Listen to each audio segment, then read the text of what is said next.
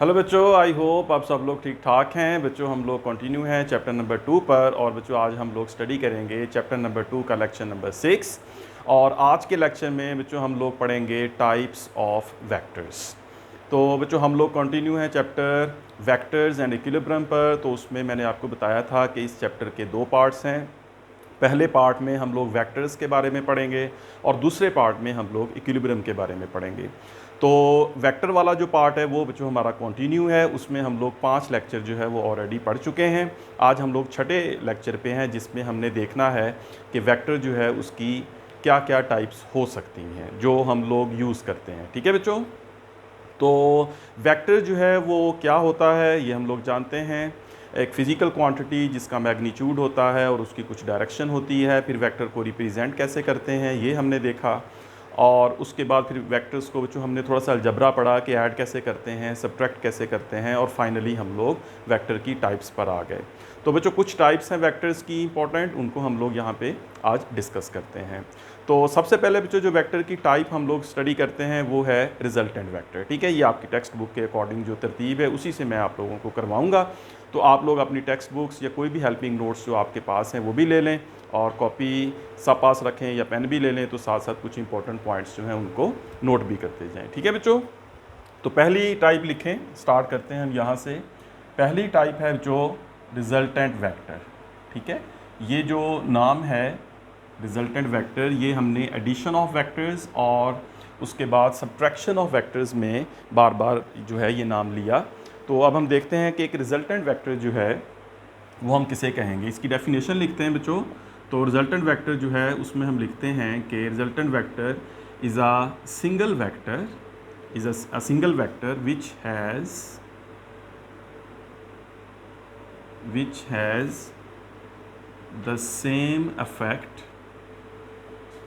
which has the same effect as the combined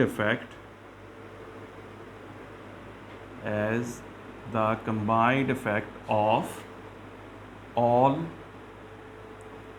the other vectors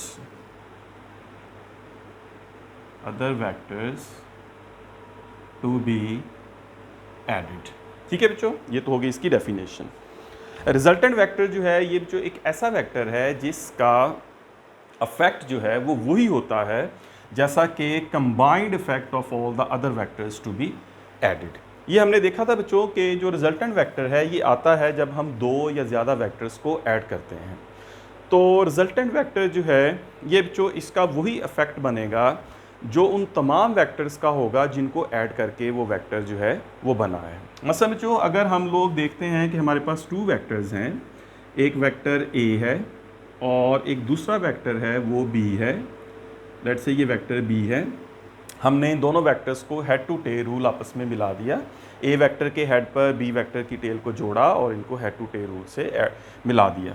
अब जो resultant है उस केस में इसका रूल ये होता है कि head of the last vector to the tail of the first vector.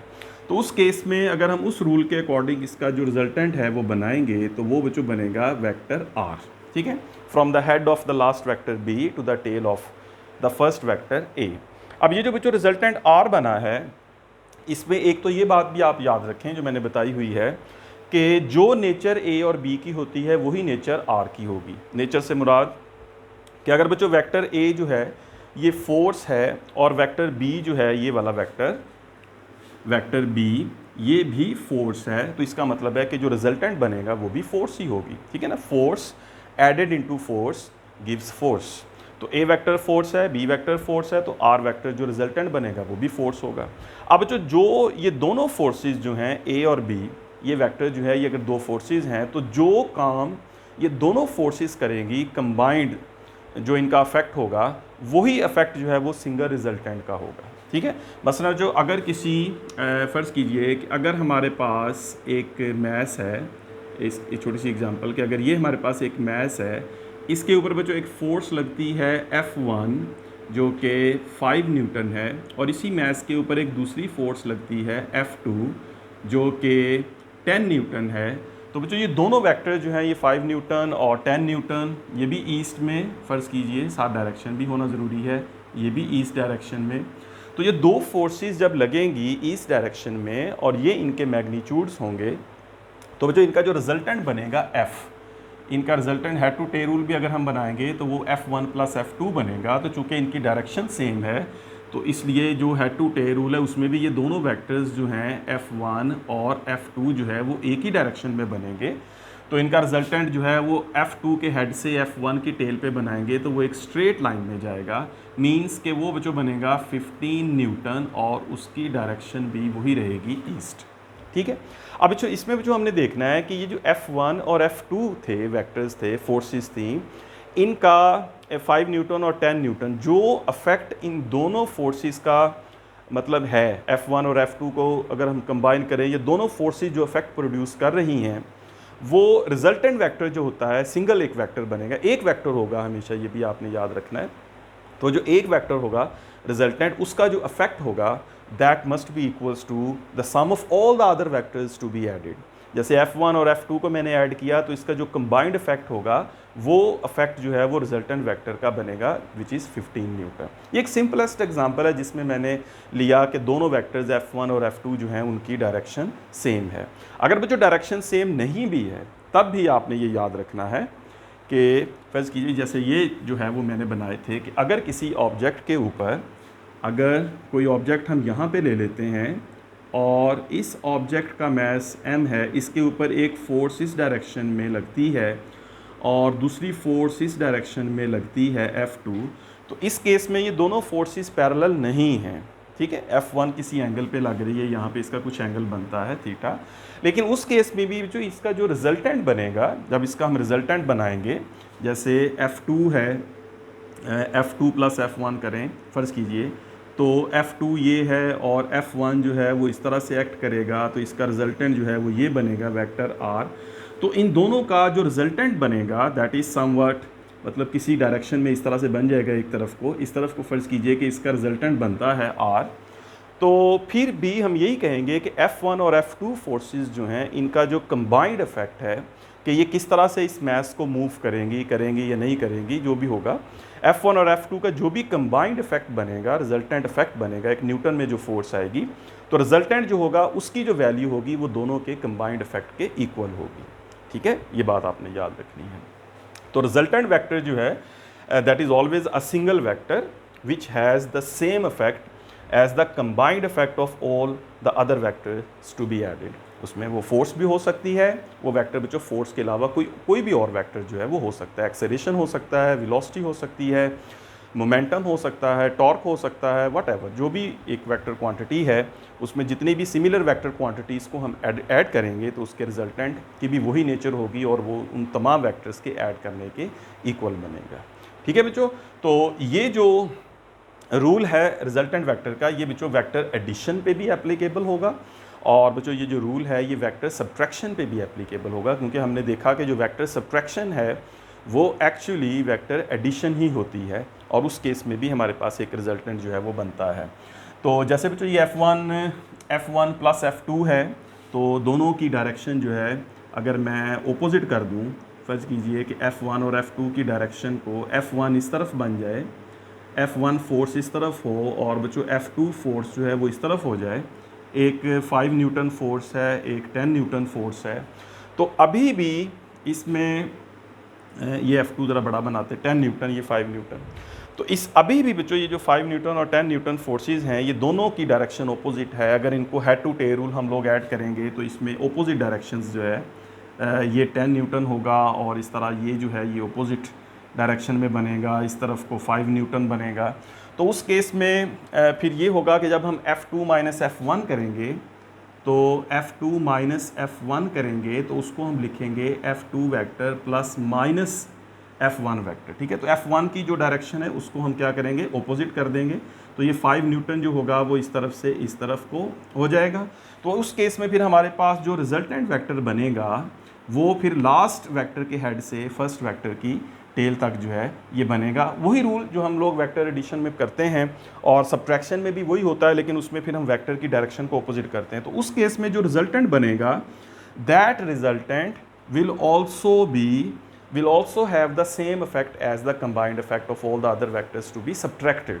ठीक है, अगर दो वेक्टर्स को हमने सब्ट्रैक्ट किया है, ये 10 न्यूटन है, ये 5 न्यूटन, तो 10 माइनस 5, ये 5 न्यूटन इस तरफ चला गया, रिजल्टेंट इतना बना, तो उस केस में भी रिजल्टेंट का वही इफेक्ट होगा जो दोनों वेक्टर्स को सब्ट्रैक्ट करके आया है। ठीक है, तो दो वेक्टर्स को सब्ट्रैक्ट किया, उस केस में भी जो रिजल्टेंट आएगा उस पर भी ये डेफिनेशन अप्लाई करेंगे, और दो वेक्टर्स को सिंपली ऐड करेंगे तो उस पर भी हम ये वाली डेफिनेशन अप्लाई करेंगे। ठीक है, तो बातें आपने याद रखनी है कि रिजल्टेंट वेक्टर एमसीक्यू के पॉइंट ऑफ व्यू से अगर मैं कहूँ तो रिजल्टेंट वेक्टर में जो आपने याद रखनी है कि resultant vector is always a single vector. ठीक है, और दूसरी जो बात यह है कि रिजल्टेंट वेक्टर की जो नेचर होती है that is same as the nature of the other vectors to be added और सब्ट्रैक्टेड। ठीक है, ये भी आप लोगों ने उस केस में ये दो बातें इसमें एमसीक्यू के तौर पे याद रखनी है। ठीक है, ऑलराइट, तो ये होगी बच्चों पहली टाइप रिजल्टेंट वेक्टर। उसके बाद अब नेक्स्ट हम चलते हैं विच इज़ यूनिट वेक्टर्स। इसको रेज कर देते हैं।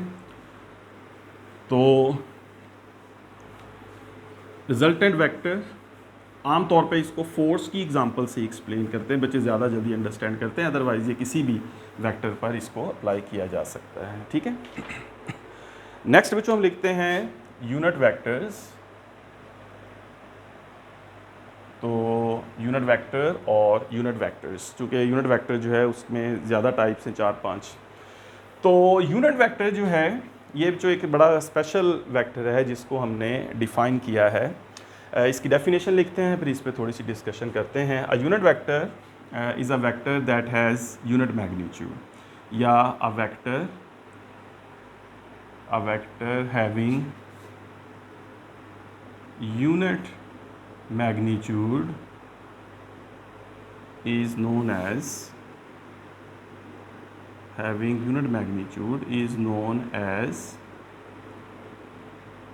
Unit vector. ठीक है, यूनिट जो है दैट मीन्स 1।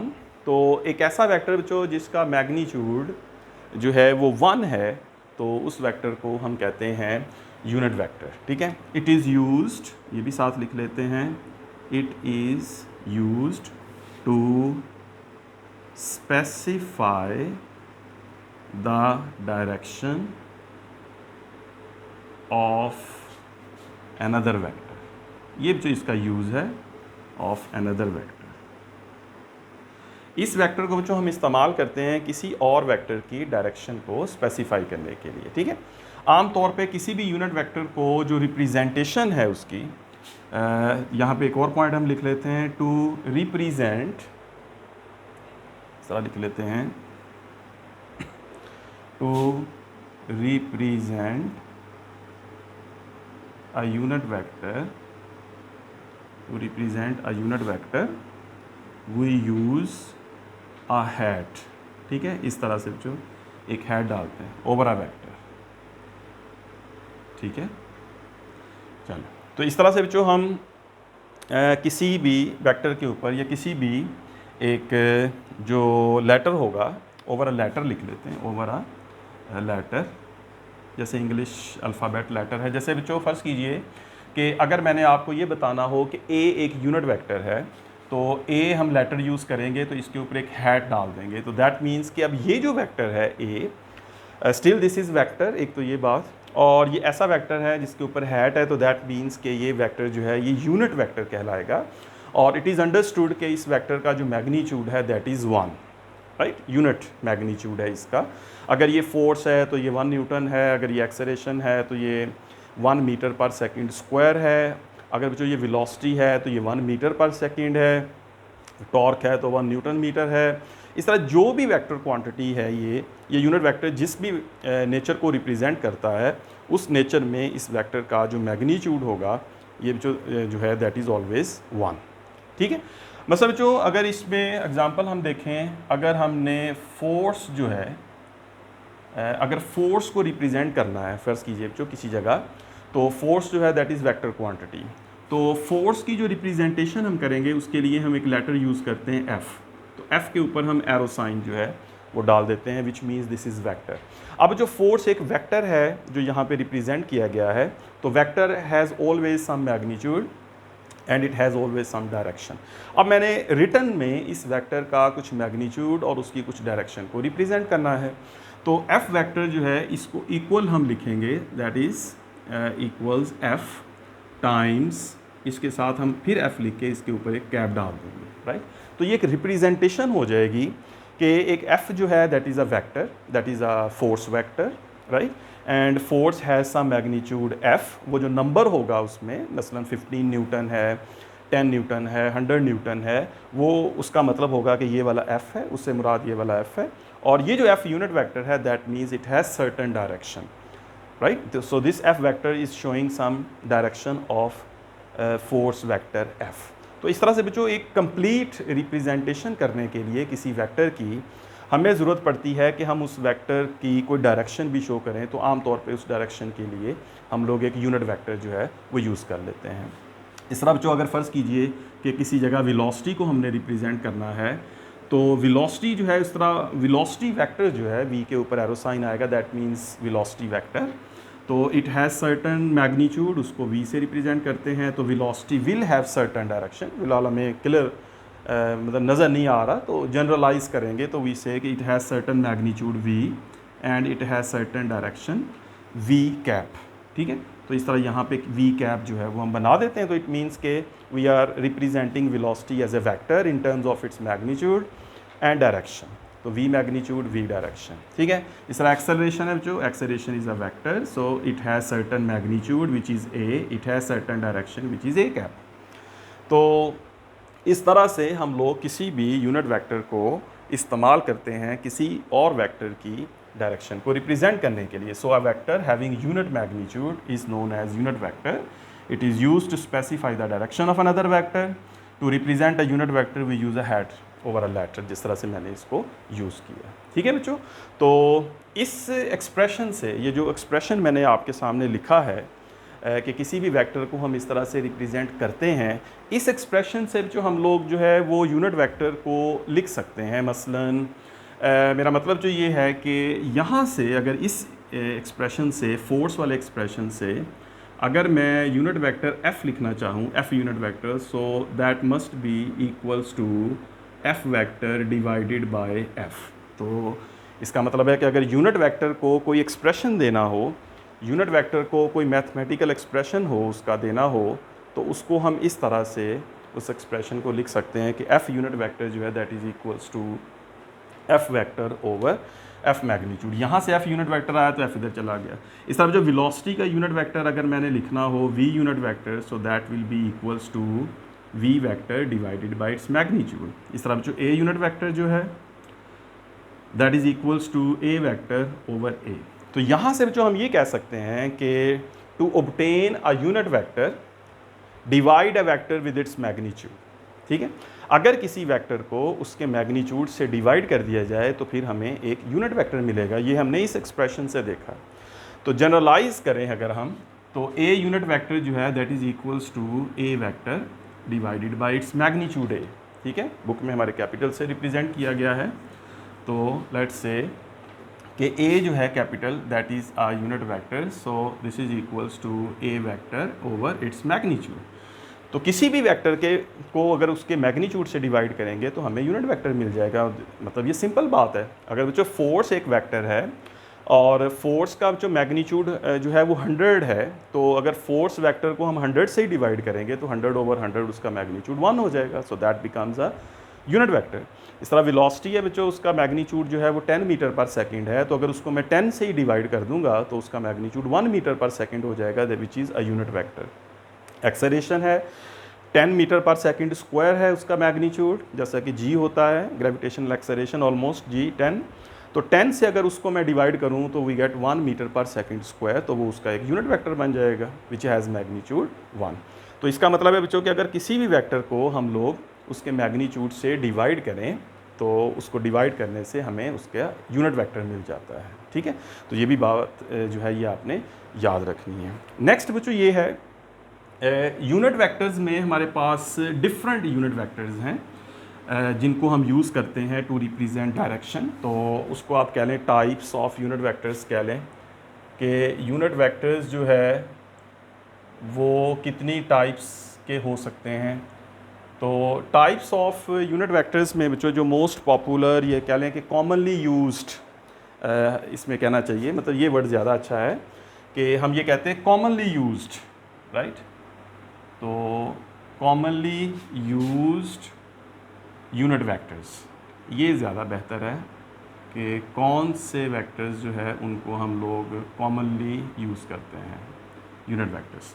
सो बच्चों commonly used unit vectors are I unit vector, J unit vector, K unit vector, R unit vector and N unit vector. ये बच्चों कुछ कॉमनली यूज्ड यूनिट वेक्टर्स में आते हैं, I, J, K, R and N unit vector. उसमें बच्चों ये जो आई, जे, के हैं ये हम यूज़ करते हैं कोऑर्डिनेट सिस्टम के लिए, ठीक है। I J K unit vectors are used for rectangular coordinate are used for rectangular coordinate system। मसलन बच्चों आई, जे एंड के जो हैं इसको लेते हैं एक्स एक्सिस, वाई एक्सिस और के जी एक्सिस। तो हमारे पास ये कोऑर्डिनेट सिस्टम है। इस कोऑर्डिनेट सिस्टम में जो हमारे पास तीन जो है वो एक्सिस हैं, जिसमें ये जो एक्स एक्सिस है और ये जो वाई एक्सिस ले लेते हैं और इस तरफ को हम जी एक्सिस ले लेते हैं। ये कॉमन इंटरप्रिटेशन है कि जब हम लोग तीनों को रिप्रेजेंट करते हैं एक्स, वाई और जी को, तो उस केस में जो इस तरफ एक्स लेते हैं, वाई और जी इस तरफ लेते हैं, ठीक है। ये कॉमन वे है, ज़रूरी नहीं है मतलब, लेकिन कॉमन ये है कि जब हम तीनों एक्सिस लेते हैं तो फिर इस तरफ एक्स, इस तरफ वाई और इस तरफ जी लेते हैं। और जब जो दो लेते हैं इनमें से, तो फिर उसमें अगर एक्स और वाई लेते हैं तो फिर इस तरफ को एक्स और इस तरफ को वाई ले सकते हैं, ठीक है। और अगर वाई और जी लेते हैं तो फिर जी को इस तरफ लेते हैं और उस केस में जो फिर वाई को इस तरफ ले लेते हैं और जी को इस तरफ, अगर हमें इन दो की ज़रूरत हो। तो बहरहाल ये कॉमन रिप्रेजेंटेशन है। अब जो ये जो आई, जे और के है, तो दैट मीन्स कि जो आई यूनिट वेक्टर होगा that will be taken along x axis, ठीक है। तो यहाँ पर जो एक वेक्टर जो है वो मैं रिप्रेजेंट कर देता हूँ, यहाँ पर ये एक वेक्टर यहाँ मैं बना देता हूँ। इस वेक्टर को कहेंगे आई यूनिट वेक्टर और ये एक्स एक्सिस की डायरेक्शन को रिप्रेजेंट करेगा। इस तरफ जो एक और वेक्टर जो है यहाँ पे मैं बना देता हूँ, ये वेक्टर जो है इसको अब हम कहेंगे कि ये रिप्रेजेंट कर रहा है वाई एक्सिस को, तो इसको, इसका मतलब है बच्चों ये होगा जे यूनिट वेक्टर। और तीसरा जो है यहाँ पे वो बच्चों हम बनाएंगे एक तीसरा, यानी अलोंग जी एक्सिस, और इस वेक्टर को हम नाम देंगे दिस इज़ के यूनिट वेक्टर। तो बच्चों आई, जे एंड के ये तीनों यूनिट वेक्टर्स जो है ये रिप्रेजेंट करते हैं कोऑर्डिनेट सिस्टम में एक्स एक्सिस, वाई एक्सिस और जी एक्सिस की डायरेक्शन को।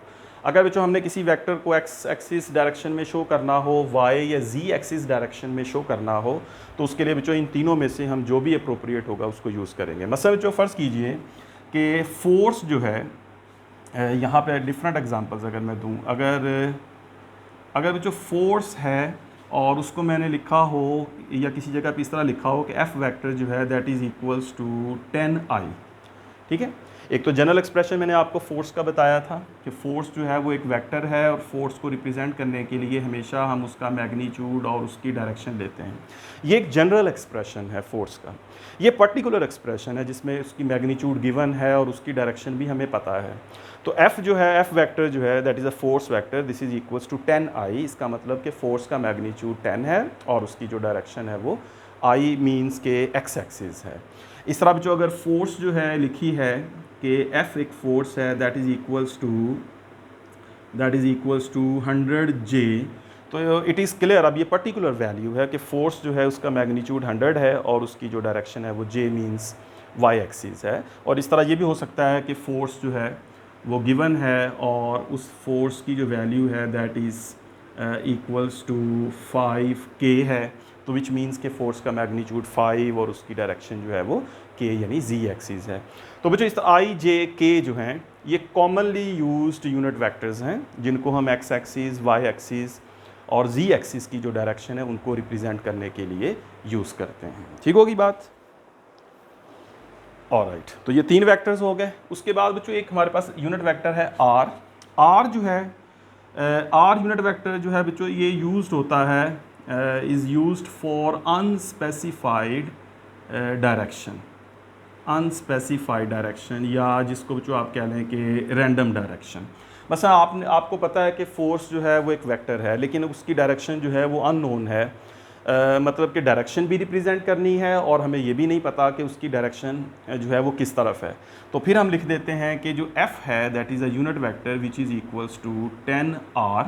सो r यूनिट वेक्टर अगर कहीं लिखा है तो दैट मीन्स कि हम बात कर रहे हैं जस्ट रैंडम एक डायरेक्शन की बात कर रहे हैं, डायरेक्शन बता भी रहे हैं और हमें ये भी नहीं पता कि ये पर्टिकुलर डायरेक्शन जो है वो किस तरफ है। तो आर की जगह अगर आई लग जाता है तो ये पर्टिकुलर हो जाता है कि एक्स एक्सिस की तरफ है, जे लग जाता है तो पर्टिकुलर है कि वाई एक्सिस है, और के का मतलब जी एक्सिस। लेकिन अगर आई जे के नहीं है तो फिर इसका मतलब जो आर लिख देते हैं, आर मीन्स के इट हैज़ सर्टन डायरेक्शन, मतलब what is this direction that is unknown, तो आर यूनिट वेक्टर जो है वो यूज़ कर लेते हैं। ठीक है, इसमें आपने ये याद रखना है, ये हम यूज़ करेंगे डिफरेंट जगहों पे, फर्स्ट ईयर में, सेकंड ईयर, जहाँ भी कोई वेक्टर आता है साथ आर यूनिट वेक्टर लगा देते हैं अनस्पेसिफाइड के लिए। और लास्ट में जो एक एन यूनिट वेक्टर है, N unit vector is used to represent the direction of normal, used to represent the direction of normal. ठीक है, ये नॉर्मल जो है ये वर्ड बच्चों थोड़ा डिफरेंट है, विच मीन्स के परपेंडिकुलर कह लें इसको, या अगर बच्चों किसी सरफेस की डायरेक्शन को अगर हमने रिप्रेजेंट करना हो, अगर हमारे पास कोई सरफेस हो और ओपन सरफेस हो या क्लोज्ड हो, जो भी हो, फिर वो तो फर्दर इलस्ट्रेशन। अगर हमारे पास बच्चों कोई सरफेस है तो उस सरफेस की डायरेक्शन को रिप्रेजेंट करने के लिए हम इस एन को, नॉर्मल यूनिट वेक्टर को यूज़ करते हैं। मसलन बच्चों फर्स्ट कीजिए कि ये कोई प्लेन है, इस तरह से ये कोई सरफेस है, अगर इसको थोड़ा सा आप देखें ये जो हमारे पास एक सरफेस है और इस सरफेस की डायरेक्शन को रिप्रेजेंट करना है, तो बच्चों इस प्लेन सरफेस की डायरेक्शन को रिप्रेजेंट करने के लिए हम एक वेक्टर यूज़ करते हैं और इस वेक्टर को हम कहते हैं N, which is normal. Normal means this vector is perpendicular to the surface.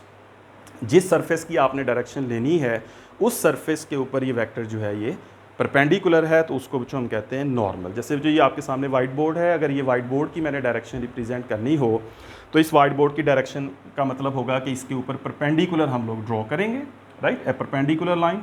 So the vector in that perpendicular line is called normal, और उसको हम रिप्रेजेंट करते हैं एन यूनिट वेक्टर्स से। ठीक है, तो जब भी किसी सरफेस की डायरेक्शन को रिप्रेजेंट करना होगा तो सरफेस की डायरेक्शन को रिप्रेजेंट करने के लिए हम एन यूनिट वेक्टर जो है उसको इस्तेमाल करते हैं। ऑलराइट बच्चों, तो ये थे हमारे पास यूनिट वेक्टर्स। उसके बाद बच्चों हमारे पास एक दो टाइप्स हैं, जिसमें हैं इक्वल वेक्टर्स। तो जैसा कि नाम से ज़ाहिर है, तो इक्वल वेक्टर्स जो हैं ये ऐसे वेक्टर्स को हम कहेंगे which has same magnitude and same direction. ठीक है, तो इक्वल वेक्टर्स बच्चों कहते हैं दो वेक्टर्स इक्वल होंगे if that two vectors have same magnitude and same direction. ठीक है, दो वेक्टर्स का मैग्नीट्यूड सेम और उन दोनों वेक्टर्स का जो डायरेक्शन होगी वो भी सेम होगी। अब इसमें जो है इक्वल वेक्टर्स में ये भी आप लिख लें, मतलब ये भी साथ है कि regardless of the position of their initial point, regardless of the position of their initial point. ठीक है, देखिए मुझे इसको मैं एक्सप्लेन कर दूं। ये वेक्टर जो ए है और ये वेक्टर जो है ये कोई और वेक्टर बी है, ए वेक्टर है, ये कोई बी वेक्टर है। तो ये दोनों वेक्टर्स जो हैं ये इक्वल वेक्टर्स होंगे अगर दोनों वेक्टर्स का मैग्नीट्यूड सेम है और दोनों वेक्टर्स की डायरेक्शन सेम है। मैग्नीट्यूड इनकी लेंथ्स होती हैं, तो अगर ए और बी की लेंथ सेम है और बच्चों ए और बी के एरोज डायरेक्शन सेम है तो हम कहेंगे कि ए वेक्टर जो है that is equals to B vector. ठीक है, अब इसमें एक पॉइंट मैंने लिखा कि regardless of the position of the initial point. ये ज़रूरी नहीं है कि दोनों वेक्टर्स जो है वो एक ही जगह से मतलब स्टार्ट हो। जैसे ये ज़रूरी नहीं है कि अगर ये ए है तो ये बी हो, मींस के दोनों को एक ही पॉइंट से स्टार्ट होना ज़रूरी नहीं है। एक वेक्टर ए है बच्चों यहाँ पे है और एक वेक्टर बी जो है वो यहाँ पे है किसी और जगह, किसी और प्लेन में, लेट्स से एक प्लेन में, ये दूसरे प्लेन में। तो ए और बी वेक्टर जो हैं दोनों का मैग्नीट्यूड सेम, डायरेक्शन सेम, हम कह देंगे कि ये दोनों वेक्टर्स जो हैं ये इक्वल हैं। ठीक है, समझ आ गई। ये वाले वेक्टर्स बच्चों यूज़ होंगे। उसके बाद बच्चों हम नाम लेंगे पैरेलल वेक्टर्स का। तो पैरेलल वेक्टर्स जो हैं इसमें जो हम कहते हैं कि वेक्टर्स हैविंग सेम डायरेक्शन, तो इसमें सिर्फ ये कहेंगे कि वेक्टर्स हैविंग सेम डायरेक्शन। अगर बच्चों दो वेक्टर्स की सिर्फ डायरेक्शन को अगर हम देखें तो डायरेक्शन उनकी सेम हो तो हम कह देंगे कि ये पैरेलल है, उसमें बच्चों उनका मैग्नीट्यूड एक जैसा होना ज़रूरी नहीं है। दो वेक्टर्स हैं, एक वेक्टर ए है और दूसरा वेक्टर जो है ये बी है, आप देखें तो इन दोनों वेक्टर्स का जो मैग्नीट्यूड जो है वो एक जैसा नहीं है। मैंने बनाया इस तरह से है कि बी का मैग्नीट्यूड ज़्यादा है। तो हम कहेंगे बच्चों कि ये जो ए वेक्टर और बी वेक्टर हैं ये दोनों पैरेलल हैं क्योंकि दोनों की डायरेक्शन सेम है, तो ये दोनों पैरेलल हैं, इसमें हम लोग मैग्नीट्यूड नहीं देखते। ठीक है बच्चों, तो इस डेफिनेशन के मुताबिक आप ये कह सकते हैं कि equal vectors are always parallel. ठीक है, ये बात आपने याद रखनी है, equal vectors are always parallel. तो पैरेलल वेक्टर्स में सिर्फ डायरेक्शन देखते हैं, तो इक्वल वेक्टर्स वो होते हैं जिनकी डायरेक्शन और मैग्नीट्यूड दोनों सेम होते हैं। ठीक है, तो इसलिए equal vectors are always parallel. इस तरफ जो एक होते हैं एंटी पैरेलल, और एंटी पैरेलल जो है उनमें हम लोग देखते हैं कि एंटी पैरेलल वेक्टर्स जो होते हैं उनमें जो उनकी डायरेक्शन अपोजिट होती है, the vectors which has opposite direction to each other. ये वेक्टर ए है और ये वेक्टर बी है, तो दोनों वेक्टर्स की सिर्फ डायरेक्शन देखेंगे और वो अपोजिट है तो हम कह देंगे कि ये दोनों वेक्टर्स एंटी पैरेलल हैं। पैरेलल वेक्टर्स के दरमियान एंगल 0 होता है, ये भी याद रखिए ऑब्जेक्टिव कि पैरेलल वेक्टर्स के दरमियान एंगल 0 होता है, एक दूसरे को इंटरसेक्ट ही नहीं करते ये। और एंटी पैरेलल वेक्टर्स जो होते हैं जो इनके दरमियान जो एंगल होता है ये 180 डिग्री होता है, बिल्कुल ऑपोजिट। ठीक है, तो ये बातें आपने इसमें एंटी पैरेलल में याद रखनी है। ठीक है, so parallel vectors may not be equal vectors, equal vectors are always parallel. ये लाइन भी आपने याद रखनी है। पैरेलल वेक्टर्स जो हैं वो इक्वल हो सकते हैं, दो वेक्टर्स हैं पैरेलल, उनकी डायरेक्शन सेम है तो मैग्नीट्यूड भी सेम हो सकता है, लेकिन इक्वल वेक्टर्स जो है that may not be that equal vectors are always parallel. ठीक है, उनकी हमेशा डायरेक्शन जो है वो सेम होती है। ऑलराइट बच्चों, तो ये आप लोग याद रखिए कि इस तरह से ये वेक्टर्स की कुछ टाइप्स हैं। ये वेक्टर्स की जो वो टाइप्स हैं जो हमारे इस चैप्टर में और नेक्स्ट ऑनवर्ड हमें जो है वो बार बार इनका नाम लेना पड़ेगा, बार बार ये वाली जो टाइप्स हैं इनको हमने यूज़ करना है। ठीक है, तो ये था बच्चों आज का लेक्चर। आई होप कि आप लोग इस लेक्चर को जो है वो अच्छी तरह से अंडरस्टैंड कर चुके हैं। इसमें स्पेशली आप लोगों ने यूनिट वेक्टर्स जो है उसको ख़ास तौर पे और बाकी वेक्टर्स की डेफिनेशन को याद रखना है। ठीक है, डेफिनेशन इंपॉर्टेंट भी है एग्जामिनेशन पॉइंट ऑफ व्यू से, इनमें से MCQs भी आ सकते हैं, वही पॉसिबल अगर आप इनको समझ जाएं जो बातें मैंने बताई हैं तो आपके तमाम MCQs भी उसी में से सॉल्व हो जाएंगे। ऑलराइट बच्चों, तो I hope it is all clear. तो आप लोग अच्छा सा पढ़ते रहें और क्लास के साथ साथ चलें। आज लेक्चर 6 था, नेक्स्ट हम लेक्चर 7 में जो है वो फर्दर कंपोनेंट्स के बारे में, वेक्टर के कंपोनेंट्स के बारे में बात करेंगे। ठीक है बच्चों, अच्छा सा पढ़ते रहें। Take care, all the best.